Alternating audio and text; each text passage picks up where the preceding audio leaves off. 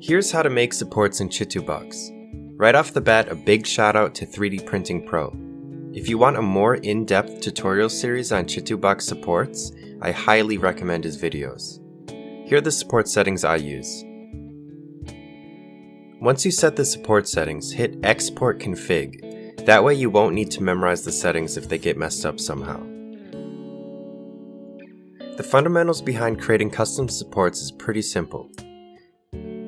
First, take time to rotate your model in a way that requires the least amount of supports possible. More oftentimes than not, you'll want to orient your object either vertically or at a slight angle. Supports can create imperfections in your prints and leave behind rough spots. For example, if you're printing a sword, you want the tip pointing upwards, so you don't have to support the point. This keeps the point crisp. Same with any key areas of your minis, like faces.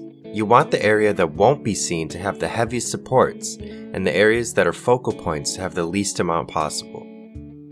Secondly, support any islands your prints have. An island is when there is nothing supporting part of the model. You can see the layer lines by moving your cursor over the model, which helps find islands.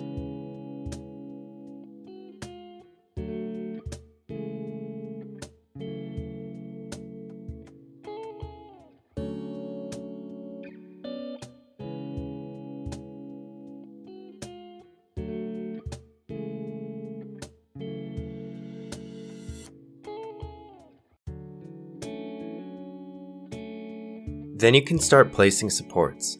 To add a support, make sure the Add Support button is pressed. Select the weight of the support from the menu, and left-click where you want to place the support. Place heavy supports on areas that won't be seen or are supporting the heaviest load. This is why the model's position and rotation was important earlier.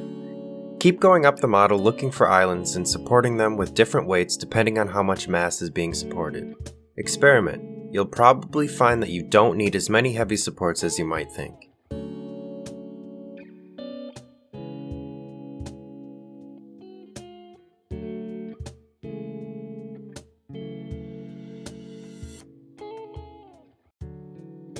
If you made a mistake or you think you've added too many supports, select the Delete Supports button and click the support you want to delete.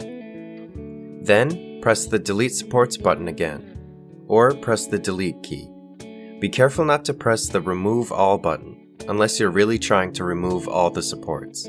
I've done this at the very end of setting up supports before, which is not a great feeling. You might need to edit the supports you've placed.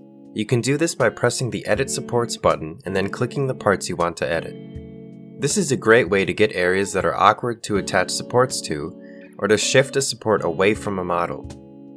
What I mean by that is if the support beam is too close to the mini, it can attach to it during the printing process, so it's best to make some space.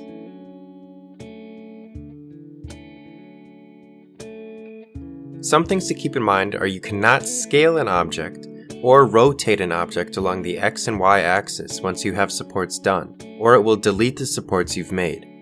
You can also copy and paste a supported mini, which is helpful so you don't have to do the whole process over and over. And that's it. If you have any questions or feedback, please leave a comment below. Like and subscribe if you enjoyed the video. Alright, bye-bye!